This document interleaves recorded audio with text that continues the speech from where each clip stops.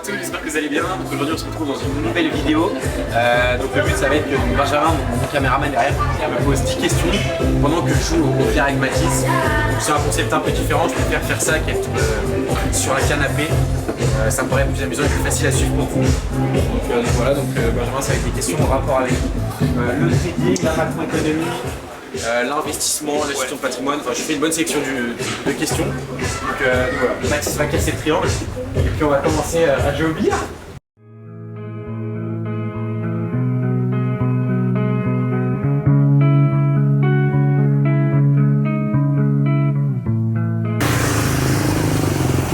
Les gars, on a eu un petit problème. Il était en train de tourner la vidéo d'aujourd'hui et les micros se sont éteints. C'était une vidéo de 10 questions. On a passé 24 minutes. Non, 14 minutes. Et donc les micros ils se sont posés, on joue au billard, c'était sympa. On va vraiment on s'en rend compte après comme des connards. Comme des cons. On va essayer de trouver un truc, mais du coup je pense que sur le trajet tu vas quand même poser les questions. Ouais. Donc attends, je les ai sélectionnés. Oh, les gros cassos. Ah ouais putain les gros couillons. Je te les donne. Du coup on va reposer les questions. Ouais. Du coup dès le début. Ouais. Voilà. C'est mieux, on en a aucune. Ça me fait bien chier. Non bon alors. Première petite question du coup, pourquoi les banques centrales montent-elles les taux? Ah je me rappelle en plus. Alors ce qu'il faut comprendre c'est que les banques centrales elles vont agir sous forme de mandat. C'est-à-dire qu'il y a toutes les banques centrales ont un mandat qui va être la stabilité des prix. Donc quand je dis la stabilité des prix, ça va être maintenir une inflation légèrement supérieure ou légèrement inférieure à 2%. Et donc quand cette inflation est supérieure à 2%, c'est-à-dire que l'économie est en train de surchauffer.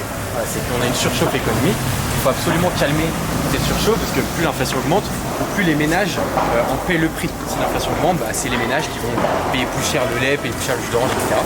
Donc le but d'augmenter les taux d'intérêt, c'est de freiner l'activité économique. Parce qu'on rend l'argent plus cher. C'est-à-dire que pour une entreprise, ça va coûter plus cher d'emprunter. Pour un ménage, ça va coûter aussi plus cher d'emprunter. Et donc directement, la consommation va baisser. Les entreprises vont aussi ajuster leurs prix. Ils vont les augmenter moins vite. C'est pour ça qu'on a les banques centrales qui augmentent leurs taux d'intérêt. J'espère que le son est bien. Du coup, on a changé d'endroit, il y a des scouts. Ouais, il y avait des scouts, il y avait du bruit. On va peut-être beaucoup changer ici, il y a trop de scouts. Là, on sait pas où on va, mais on verra. Vas-y, la deuxième question. Bon, du coup, deuxième petite question. Pourquoi le dollar est-il aussi important pour l'économie mondiale? Le dollar, il a vraiment un statut de devise valeur refuge, de devise de réserve mondiale. Parce que déjà d'une, l'économie américaine, c'est l'économie la plus puissante du monde. Donc directement, le dollar est positionné en tant que top devise. On a une stabilité financière qu'on n'a pas dans tous les autres États. La Banque centrale américaine est l'institution financière la plus puissante du monde. En plus de ça, on a toutes les matières premières qui vont être cotées en dollars, dont le pétrole, donc depuis 1974, où il y a eu un accord entre les États-Unis et les différents pays de l'OPEP pour coter le pétrole en dollars et que le dollar soit échangé, que le pétrole soit échangé en dollars. Donc directement tous les pays du Golfe au Moyen-Orient, les pays d'Amérique latine qui vendent du pétrole ont d'énormes, elles aussi, réserves de change en dollars. Donc sa puissance, elle vient de sa force, enfin, ça veut dire la même chose, mais sa puissance, elle vient de sa profondeur. Okay, le dollar est présent partout, et si demain le dollar est dévalué par le monde entier et vaut zéro, il y a tout le monde quasiment qui fait faillite. Okay, il y a énormément d'institutions financières, de banques, parce qu'il y a énormément de réserves de change qui sont constituées à plus de 50% de dollars. Ok. Bon, voilà. Bah non, il n'y a pas trop d'issue, c'est sans issue, franchement. Ok. Mais attends, je suis sûr on peut y aller. Là, ici. Non. Vas-y, si tu veux, carrément. On va découvrir en même temps. On va découvrir Ubud. Putain, il a shooté dans le. Oh. Pardon. Il a shooté dans le. Comment on appelle ça? Les offrandes? C'est une offrande. Ouais, c'est les offrandes. Fais gaffe à ta tête quand tu passes ça. Bon, ok. Les mecs, on se pose là. Ah, j'avoue, c'est peinard. Hein. Ok, prochaine question. Pourquoi les marchés réagissent-ils autant aux chiffres de l'inflation? Alors, ça revient un petit peu à la première question. Comme quoi, les banques centrales ont un mandat, ça va être la stabilité des prix. Et donc, la stabilité des prix se calcule par rapport à la métrique inflation. Donc, sur les différents cadres économiques, on va avoir ce CPI, donc qui veut dire Consumer Price Index. Et donc, les marchés réagissent autant à l'inflation parce que si l'inflation augmente, baisse trop par rapport aux attentes et aux attentes aussi de la Banque centrale, on peut s'attendre à ce qu'elles réagissent. Okay, l'inflation, c'est vraiment la donnée qui peut les faire réagir de manière, on va dire, forcée, un petit peu comme en 2022, à la suite donc, du conflit russo-ukrainien. où l'inflation a explosé à cause de l'explosion des prix d'énergétique. Et on avait vu toutes les banques centrales réagir au quart de tour, quitte à vraiment casser l'activité économique et la croissance économique et le marché de l'emploi. Donc c'est pour ça que les marchés réagissent autant aux données inflationnistes. Ok, ça marche. Quatrième petite question. Pourquoi les marchés boursiers montent-ils sur le long terme? Alors les marchés boursiers ils montent tout le temps sur le long terme, c'est très simple, c'est parce que l'économie est tout le temps vouée à évoluer. L'humain a été créé pour innover, créer de la valeur, créer de nouvelles choses. Et pourquoi ils augmentent tout le temps, ou en tout cas à long terme? Si je vous demande de comparer l'économie qu'on avait en 1970 avec celle qu'on avait en 2000, avec celle qu'on avait en 2015 et avec celle qu'on a en 2026, ça a tout le temps évolué. Et donc il y a tout le temps des entreprises qui sont positionnées, que ce soit des entreprises américaines, chinoises, françaises, européennes, qui sont positionnées sur ce genre d'avancées majeures, que ce soit humanitaires ou économiques, et donc qui arrivent à prendre de la valeur. Et donc c'est pour ça que les marchés en général prennent de la valeur à long terme. Si de là on compare comment les habitants, nos parents, nos grands-parents vivaient en 1950, 1970 et comment nous on vit, il y a une énorme différence. Et donc il y a des entreprises qu'on puisse positionner en tant qu'acteurs pour réussir à gagner de l'argent sur cette évolution. Ok. Quelle est la différence entre investir et spéculer? La différence entre investir et spéculer, je dirais qu'elle vient surtout de la durée de temps dans laquelle on va être en position, on va garder un actif financier. La spéculation, pour moi, souvent, c'est une position, une ligne qu'on va garder entre 3 semaines et 12 mois. Ça, on va spéculer sur la hausse d'un cours d'une action, des résultats, etc. Là où un investissement, ça va être pour minimum 5 ans, ça peut aller jusqu'à 20 ans si l'entreprise est toujours viable dans 20 ans. Donc ça va se faire aussi sur la très grosse durée, enfin pas la très grosse durée, mais surtout sur la durée de maintien d'une position. Okay, si demain, moi, j'en viens à garder une position pour 3 semaines, je sais que c'est de la spéculation. Si je la garde pour 10 ans, je sais que c'est de l'investissement. On va remarcher. Il était trempé en fait. Il a le cul trempé. Non, je peux le cul trempé. Je sais pas. Ah si, un peu, ouais. Un peu. Un peu, ouais. Ah bah, file mon dos. Ok, frérot. T'as compris ou pas? Est-ce que toi tu comprends déjà ça? Ouais, si, je capte un peu, ouais. C'est quoi la différence entre un investissement et une spéculation? Bah frère, tu utilises des mots aussi, genre. Des fois, bon, je me dis. Vas-y, je comprends pas. Je comprends pas tout. Oui, j'ai les recs. Après, qui te dit que je les supprime pas, ouais. Attends, tu as fait gaffe aux offrandes à STP. Ah oui, d'accord. Ouais, parce qu'il y a un mec. Il y a un mec qui fait du foot avec des offrandes. Vas-y, question. Vas-y. Pourquoi certaines entreprises deviennent-elles des investissements exceptionnels? Alors, je pense qu'il y a différentes manières de qualifier un investissement exceptionnel, mais quand j'entends investissement exceptionnel, moi je vois une entreprise qui va surperformer le marché. Donc c'est qu'elle va offrir de meilleures performances que le marché en général. Si le marché fait 10% et cette entreprise-là en fait 14-15%, on va pouvoir parler d'entreprise exceptionnelle. Et donc je pense que ça vient surtout de la position qu'elle va avoir dans l'économie mondiale. Une entreprise qui est majeure, qui a une place majeure dans la croissance économique et dans l'évolution économique du monde, elle peut être qualifiée comme entreprise exceptionnelle parce qu'elle va générer des revenus plus conséquents que d'autres entreprises. Elle va avoir une place plus importante économiquement que d'autres entreprises. Donc derrière, on aura une performance boursière plus importante aussi que les autres entreprises. Donc c'est comme ça que moi je qualifierais une entreprise d'exceptionnelle. Et c'est aussi la raison que je donnerais aux entreprises exceptionnelles. Ok. Bon bah les gars, on a trouvé une route. Oh putain. Oh, c'est que... De quoi? On a trouvé... We can just walk? Yes. Non, c'est good. Du coup, on a trouvé la route, c'est bon, on va pouvoir continuer la vidéo. On remarquera l'anglais Yes. est incroyable. C'est grâce à la finance. Ok, bon, c'était une petite question du coup. Pourquoi la plupart des gens n'arrivent-ils pas à s'enrichir? Ça, c'est parce que l'humain est con. Non, c'est pas parce que l'humain est con. Déjà, je pense qu'il y a aussi une question de revenus. Je pense que quelqu'un, par exemple, on en parlait tout à l'heure en plus, oui, qui va gagner 2000 euros, 2500 euros dans la France de Macron, il va avoir plus de mal à s'enrichir que quelqu'un qui va gagner 5000 euros.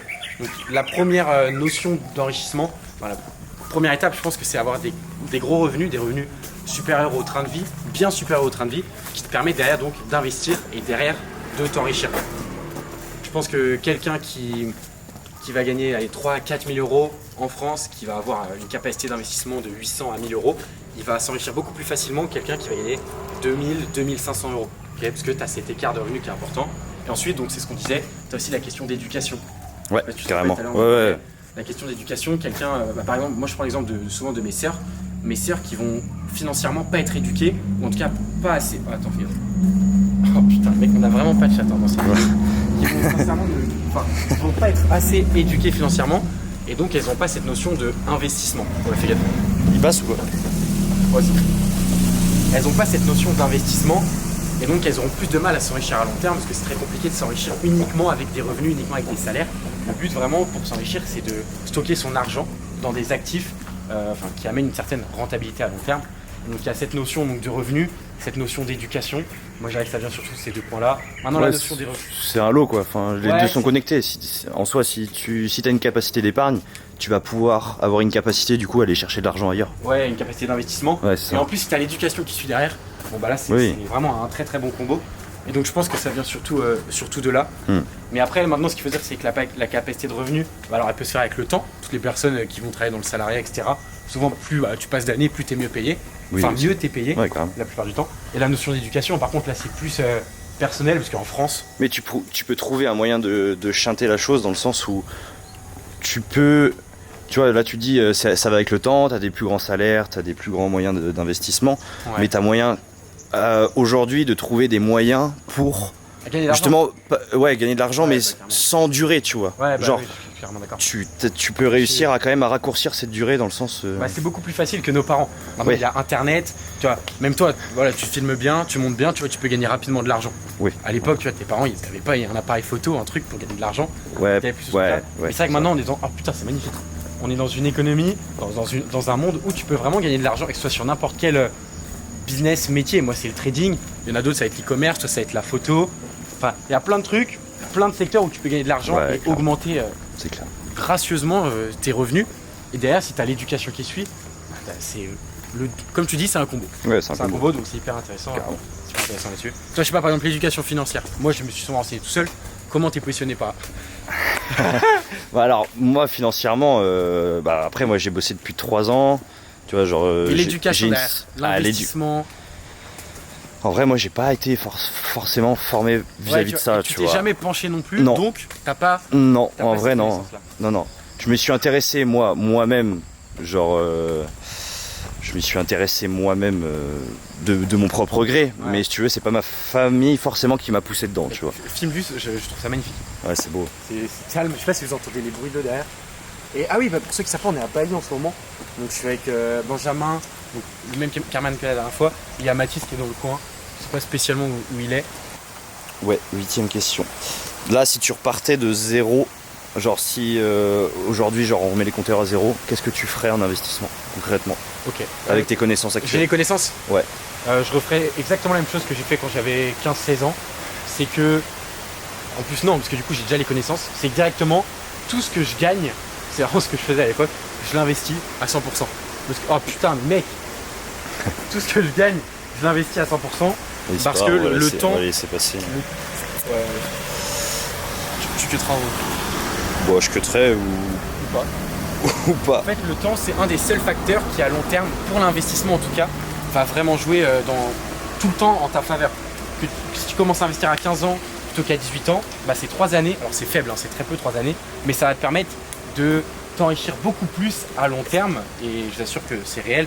Comme si tu commences à 21 ans, ça peut paraître jeune, mais le faire le plus tôt possible. Donc c'est la première chose que je ferai en investissement. Vraiment 100% de ce que je gagne.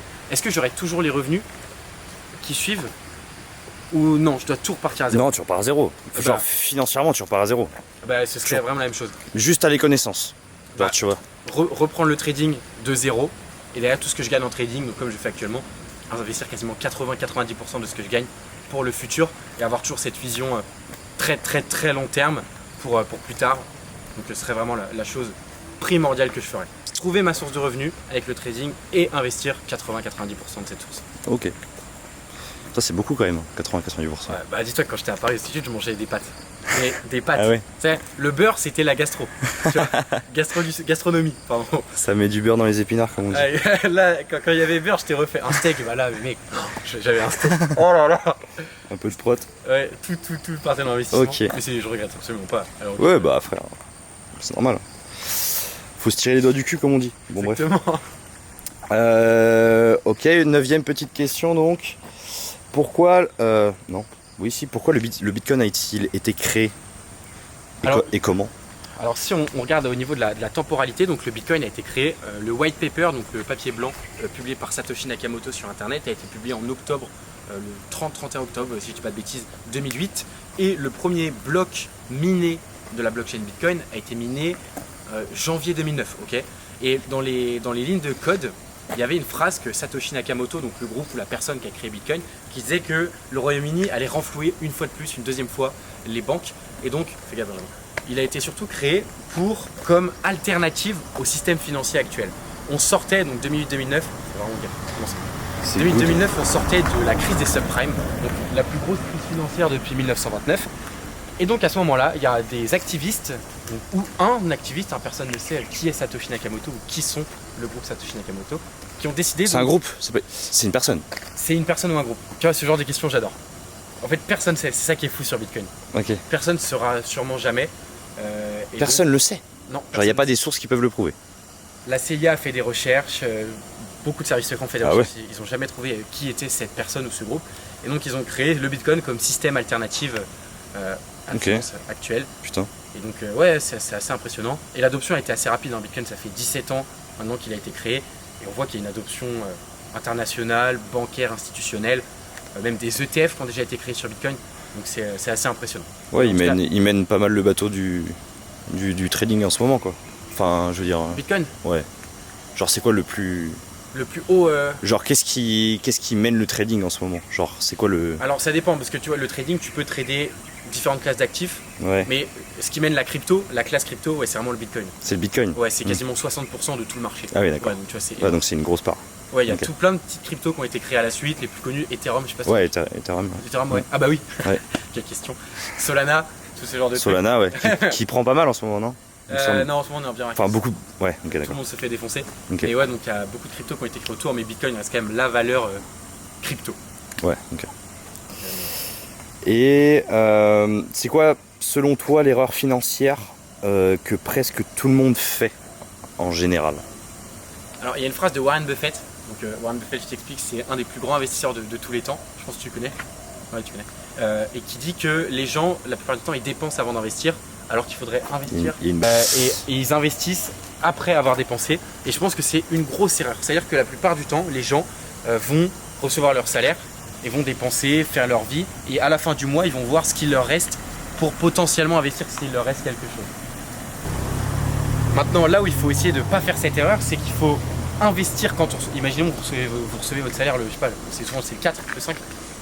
Ouais, en vrai, ça dépend de plein de trucs. Ça dépend des boîtes. Hein. Moi, je recevais le 12, frère. Ah, ok, d'accord. Bon, imaginons que c'est le 4, vous recevez votre salaire le 4, vous investissez le 5, et ensuite vous faites des plans donc de dépenses avec ce qui vous reste pour le reste du mois. Et là, ça vous permet donc d'investir, de dépenser en toute sérénité, sans vous mettre dans le rouge, sans vous mettre la pression pour rien. Et typiquement, quelqu'un qui sort, moi je suis quelqu'un qui sort pas, mais quelqu'un qui va sortir, ça l'empêche pas de faire un budget 100 € pour le mois on est en juin, 100 € pour le mois de juin de sortie. Comme ça, il peut dépenser 100 € au bar, en boîte, au restaurant, sans se dire putain, je suis en train de faire de la merde. Okay, et à côté de ça, il a investi aussi, il a payé son loyer, il a payé sa nourriture, il a tout payé, mais c'est assez cadré. Donc je pense que c'est une erreur que beaucoup de gens font. Dépenser avant d'investir et ne pas gérer leurs revenus et gérer leurs dépenses. Oui, puis ça va pas trop ensemble en soi. Sortir et investir. Moi, je pense que c'est compliqué. Moi, je pense que toi, t'as commencé. Tu mangeais des pâtes, tu sortais pas. Ouais, mais ça, c'est parce que j'étais dans l'extrême. Ouais. J'ai des amis qui. Putain, mais c'est. Ah non, c'est un scooter, ça va. J'ai des amis qui sortent énormément et qui arrivent à. Le gars avec qui on était à Bali, il a une énorme capacité d'investissement, il a investi énormément et pourtant il sort tout le temps. Oui, c'est vrai. Ouais, c'est vrai. Donc voilà, et je pense que bien gérer son revenu, ça veut pas dire t'empêcher de sortir, c'est-à-dire calculer tes sorties. Ouais. Donc tu peux, s'il y a un mois, juillet, par exemple, juillet t'es en vacances, tu dis là je vais démonter le budget. Bon bah tu mets 500 € de sortie. Ouais, mais tu vois, cette personne-là de qui on parle, elle, je veux dire, elle a quand même un gros revenu aussi. Ouais, bah aussi. Elle a aussi un gros revenu. Ça aide forcément. Donc si t'as genre un mec, je sais pas, un mec qui bosse en France, admettons. Mais c'est pour ça qu'il faut... Qui a un CDI, qui fait 2500 ou 2000 de salaire, et encore, voire peut-être moins, parce que vas-y, c'est pas tout le monde non plus. Ouais. Je veux dire, investir et sortir, c'est quand même compliqué. Et c'est pour ça que je pense que le train de vie doit tout le temps être adapté aux revenus. Et quand vos revenus augmentent, votre train de vie doit rester le même. C'est-à-dire que plus votre revenu va augmenter et plus votre train de vie va rester le même, bah plus vous aurez cette capacité qui va se créer, cette marge d'investissement. Maintenant, quelqu'un qui est vraiment addict aux soirées, comme la personne à qui on parle, et bah, ses revenus augmentent et ce qu'il dépense en soirée et son nombre de sorties augmente avec. Mais ça l'empêche pas d'être dans le rouge parce qu'une fois de plus, il calcule tout. Il a des trackers. Mais je pense que c'est important de tout calculer. Les dépenses, les revenus et l'investissement. Ouais, il faut calculer, ouais. Et je pense que c'est important, même toi. Et puis il faut avoir la tête sur les épaules aussi. D'investir. Bah, il y a différentes manières d'investir. Je pense que tu peux investir de façon passive, tranquille, mais oui, il faut avoir la tête sur les épaules de tous les mois. Bon, bah, tu mets combien t'as gagné. Ouais, parce qu'en soi, tu peux investir sans que ça touche à ton train de vie, en soi. Exactement. Tu peux toujours mettre 50, 100 euros de côté tous les mois. C'est ça. Au bout du compte, frère, ça commence à faire. Mais au bout d'un moment, souvent, quand tu commences à faire ça, tu vas tout le temps vouloir mettre plus. Ouais, voilà. C'est-à-dire que tu vas te rendre compte qu'en fait, bon, bah, cette sortie-là était pas utile, ce cinéma-là était pas utile. Ouais. Enfin, je sais pas ce que je faisais avant, mais aller au bar, typiquement, tu te rendais compte peut-être que tu aurais pu rentrer plus tôt chez toi. Ouais. Et là, tu vas commencer à dire, bon, bah là, je sors pas, et tu vas vouloir investir plus. Mais je pense que oui, ça vient surtout du fait qu'on dépense avant d'investir et qu'on ne calcule pas ce qu'on dépense. Ouais, c'est sûr. Attends, ok. Putain, c'est intéressant, en vrai. C'est intéressant comme question, ça. Putain, c'était. En vrai. Je suis pas non plus déçu que le micro est coupé. C'est hyper sympa là. Carrément. Vraiment. Donc ce que vous étiez là, on est en Indonésie et l'Indonésie c'est vraiment, je trouve que c'est vraiment top. Ouais, franchement, mec, c'est cool. Moi, c'était la première fois que je bougeais, donc j'ai fait la Malaisie où là j'ai commencé à regarder donc pour acheter un appartement et m'installer donc début 2027. Là, je suis à Bali parce que bon, bah il y a Benjamin, il y a Mathis aussi. On voulait bouger un peu en Asie, comme j'ai jamais trop voyagé avec mes parents. Et franchement, pas déçu. Ouais, pas déçu, franchement. Franchement, belle destination. Et je sais pas ce que t'en penses, toi, du coup, qui commence à te mettre à bosser vénère. Moi, je trouve pour travailler, mec, outre la chaleur. T'as tellement d'opportunités. Hein. Ouais, genre Bali pour le travail, tu vois, genre. J'ai jamais fait de photographie en soi. Ouais. Et bah, surtout, ouais, pour ton. Genre, j'ai commencé là, frère. J'ai acheté au Vietnam, j'ai acheté mon appareil photo, mon matos. Ouais. Et franchement, frère, je l'ai acheté pour genre 2 fois moins le prix qu'en France. Ouais, bah, tu vois. Et puis, je sais pas, outre la chaleur, moi la chaleur quand même, tu travailles, il fait 30. Ouais. Tu te mets dans une pièce climée, qui est trop bien. Ouais, tu peux louer des bureaux, je crois que j'en ai déjà parlé dans une vidéo, mais tu peux louer des bureaux, des écrans pour vraiment pas cher. Même des villas, frère, entre potes. Tu loues des villas pour 10 balles la nuit. Vous êtes 7 ou 8 là-dedans, t'as une putain de villa avec une piscine, une salle de travail, t'es peinard. Ouais, genre, vraiment, t'es heureux comme ça. Il y a tout qui est fait, tu peux aussi te faire masser. Putain, on sort complètement du stade de la vidéo, mais c'est pas grave. Tu peux aussi te faire masser, parce que je sais qu'il y en a beaucoup qui font beaucoup de sport ici. Donc rapidement, tu peux te faire masser. Tu t'es fait masser? Ouais, je me suis fait masser. Ouais, moi aussi, mais c'est frère, ça coûte genre 10 balles le massage. 10 balles le massage d'une heure, frère. Ouais, moi je crois que c'était un peu plus cher, c'était 15. Ouais, 15. Mais c'est top. Mais globalement, frère, ouais, c'est 90 balles en France. Ouais, et encore, t'as avec 30 minutes, 90 balles. Ouais, carrément. C'est un truc de faux. Mais ouais, non, ceux qui ont l'opportunité d'avoir un métier en ligne ou un métier où ils peuvent travailler n'importe où, bon, en vrai, je pense qu'on vous l'a déjà dit 10 000 fois, hein, mais moi je trouve que c'est ok pour venir travailler à Bali. Ouais, carrément. Vraiment, en vrai, tu prends ton billet d'avion, t'as les couilles de partir et t'y vas, frère. Ouais, c'est juste ça. Tu réfléchis pas. Et pour ceux qui veulent vraiment être focus, Kuala Lumpur. Vraiment. T'as fait la Malaisie toi ou pas? Non, j'ai pas fait. Tu vas faire? Non. Tu vas pas faire? Non, c'est pas au programme. Tu vas rien rater de ouf. Mais la Malaisie, enfin moi j'y suis resté 1 mois et demi donc avec Mathis et je vais pas chier sur la Malaisie non plus, t'as des choses à faire. Mais moi je trouve que t'as tellement rien à faire que t'es poussé à travailler. Et en fait tu travailles toute la journée et c'est pour ça donc que moi j'ai choisi la Malaisie comme pays d'expatriation. Ouais, parce que quand même Bali c'est propice aux sorties quoi. Bah, quand tu vois la personne avec qui on parlait tout à l'heure, directement. Il y a un conflit d'intérêt. Voilà, exactement. Mais ouais, pour ceux par exemple qui aiment vraiment sortir et qui arrivent à faire le stade de la part des choses, pardon. Ouais. Entre les sorties, travailler beaucoup, bah, ça peut être intéressant. Maintenant le trading, il faut vraiment être focus. Enfin, moi de mon côté, je trouve qu'il faut être focus et très concentré. Donc la Malaisie me paraît plus intéressant. Mais ça n'empêche pas que tous les mois tu peux faire un week-end à Bali. Tu prends, c'est quoi, c'est 2 heures d'avion? Ouais, carrément. De quoi là? Ouais, c'est 2 heures d'avion. On en fait coucou. Voilà, tout le monde est gentil. Tout le monde est heureux. Top. Mais ouais, donc t'as 2 heures d'avion et t'es rendu ici, t'es posé pendant le week-end et tu rentres le dimanche. Ouais, carrément. Donc sur ce, je vous remercie d'avoir regardé cette vidéo. N'hésitez pas à vous abonner à mon compte Instagram qui sera sûrement en description, à mon compte YouTube, ma chaîne YouTube pardon. Et puis n'hésitez pas à commenter si vous avez des suggestions de vidéos. Donc je remercie Benjamin pour cette vidéo. N'hésitez pas, Benjamin, je mettrai son Insta aussi dans la description. Donc qui fait pas mal de vidéos, du montage, etc. Qui débute mais qui est vraiment bon et motivé. Qui sera en France cet été, qui est encore à Bali là jusque... un mois. Qui reste encore à Bali un mois. Ouais. Donc ceux qui voient la vidéo qui sont à Bali mais qui font du contenu aussi, n'hésitez pas. Et sur ce, merci beaucoup d'avoir regardé cette vidéo jusqu'à la fin. Allez, ciao.